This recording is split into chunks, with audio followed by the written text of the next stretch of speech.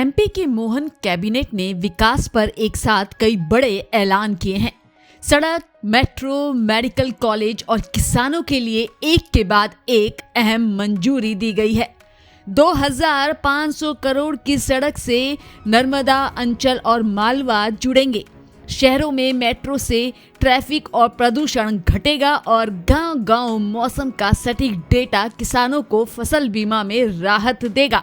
मोहन सरकार के ये फैसले सीधे विकास और भरोसे से कैसे जुड़ेंगे, बता रहे हैं पीडब्ल्यूडी मंत्री राकेश सिंह।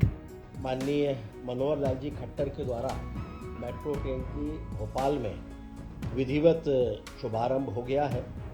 इसमें पहले चरण में 7 किलोमीटर का ट्रैक है, जिसमें 8 स्टेशन है। अब हम गर्व से कह सकते हैं कि मध्य प्रदेश में 2 शहर इंदौर और भोपाल दोनों में मेट्रो ट्रैक का नेटवर्क स्थापित हो गया है और इंदौर में अब 3.3 किलोमीटर के अंडरग्राउंड मेट्रो रेल प्रोजेक्ट को भी सहमति मिल गई है। इसके लिए हम सभी माननीय प्रधानमंत्री जी और माननीय केंद्रीय मंत्री जी का आभार प्रकट करते हैं। साथ में माननीय मुख्यमंत्री जी के उस विजन को भी हम सराहते हैं, जिसके कारण ये चीज़ें शीघ्रता से संपन्न हो रही हैं।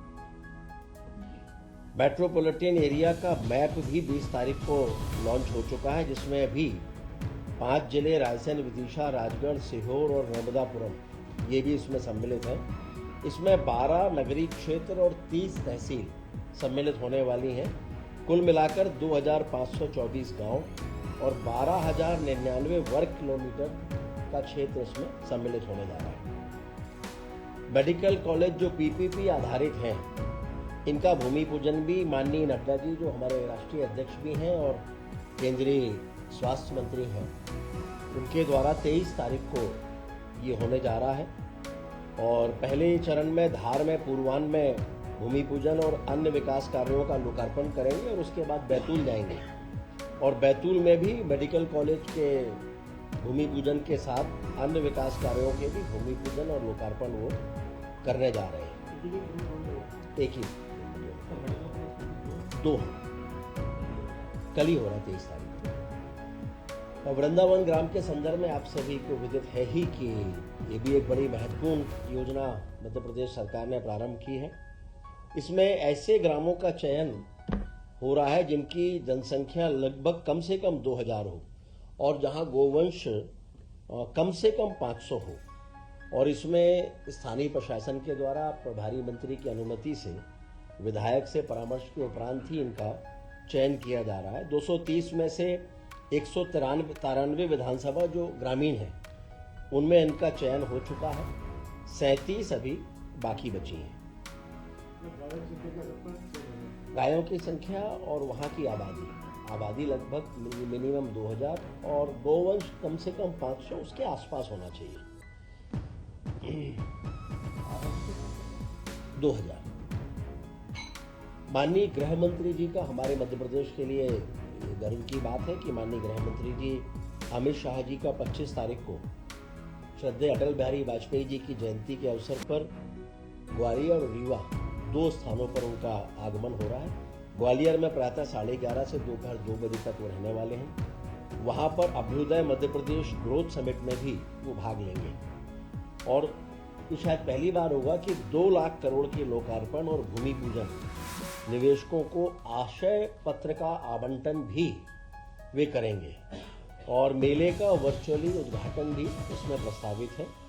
और दोपहर 2 बजे ग्वालियर से उनका प्रस्थान रीवा के लिए होगा। 2:40 पर रीवा पहुंचेंगे। वहाँ कृषि और किसान सम्मेलन, उसमें वो भाग लेंगे और गोवंश वन्य विहार का भी वो अवलोकन करेंगे। कैबिनेट में आज ये भी चर्चा हुई है, माननीय मुख्यमंत्री जी ने निर्देशित किया है कि अलग अलग प्रदेश के जिलों में जितनी भी महत्वपूर्ण समितियां हैं जिनकी अध्यक्षता प्रभारी मंत्री करते हैं, उन सारी समितियों का गठन भी जिलों में चर्चा उपरांत हो जाए और उनकी बैठकें वो भी जहाँ जहाँ प्रभारी मंत्री की उपस्थिति में होने वाली हैं, जैसे रोगी कल्याण समिति है, जिला शहरी अभिकरण है, और वृंदावन गांव अनुसरण समिति है, जिला विकास सलाहकार समिति है, इनकी बैठकें भी लगभग सभी जिलों में हो जाएं। और जिन समितियों में मनोनयन होना है उनके बारे में भी आज ये निर्णय हुआ है कि शीघ्र उनमें मनोनयन भी हो जाएगा। आज कैबिनेट में जिन विषयों पर सहमति दी है उसमें मुख्य रूप से है बड़वा धामनोद मार्ग का जो अभी 2 लेन है, ये 4 लेन रोड के रूप में हैम के अंतर्गत इसका उन्नयन होने वाला है। ये लगभग 2 NH को जोड़ने वाली है और उसके साथ साथ महेश्वर जैसे प्रमुख स्थान उसको भी इसके माध्यम से कनेक्टिविटी मिलने जा रही है। ये MPRDC के द्वारा इसका निर्माण किया जाना है और महत्वपूर्ण बात यह है कि इसमें केवल 60% राशि का संचालन ये 15 साल की अवधि तक सरकार को देना होगा और अभी मात्र उसमें 900 करोड़ रुपए के आसपास की राशि होगी जो दी जाएगी। बाकी 15 साल किश्तों में दिया जाएगा और इसमें आने वाले समय पर जो टोल नाके होंगे वो भी मध्य प्रदेश सरकार के द्वारा ही संचालित होंगे। तो अपने आप में अत्यंत महत्वपूर्ण ये रोड का निर्माण हो रहा है। अभी गति सीमा लगभग वहाँ पर होती है 30 किलोमीटर के आसपास। ये बनने के बाद ये हो जाएगी 100 किलोमीटर प्रति घंटे की स्पीड होगी। तो स्वाभाविक रूप से उस पूरे क्षेत्र को इसका अत्यंत लाभ मिलने जा रहा है।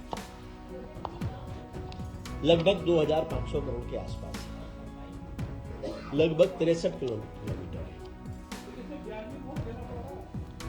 आपको 15 आज के समय में आपको 15 साल में पैसा देना है तो स्वाभाविक है कि आप उतना कभी भी ये विकास का जो मॉडल है मॉडल ये पूरे देश में अपनाया जाता है, दुनिया में अपनाया जाता है।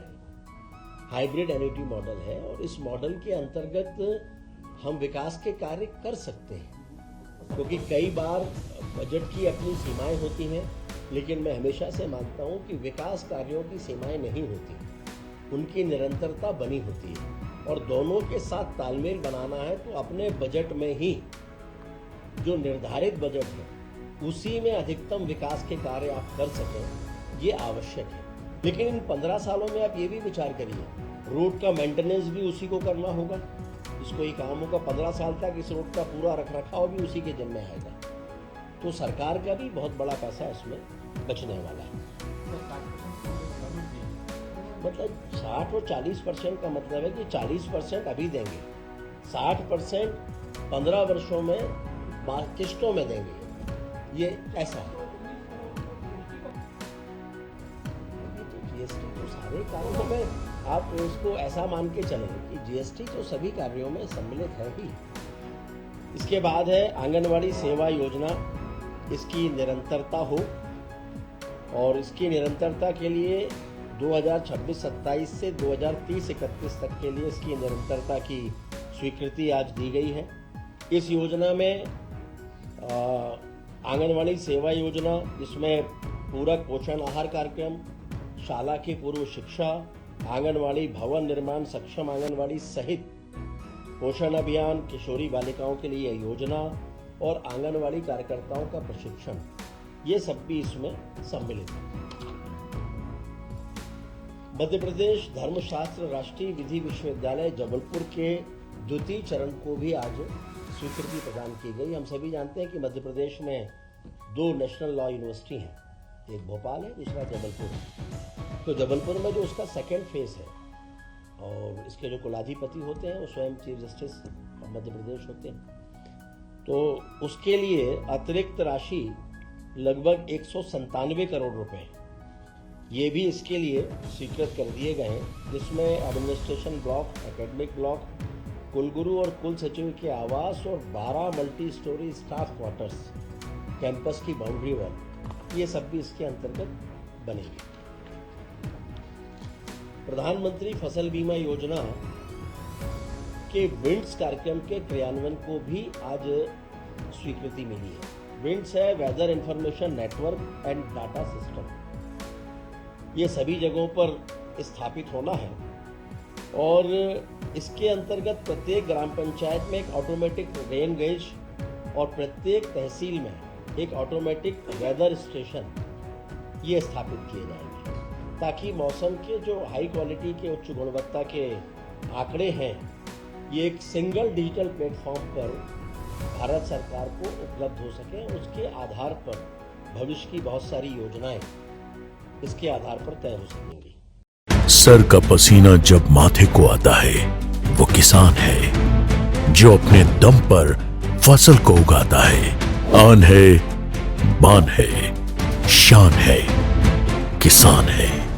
किसान इंडिया, चलेगा हल, बढ़ेगा बल।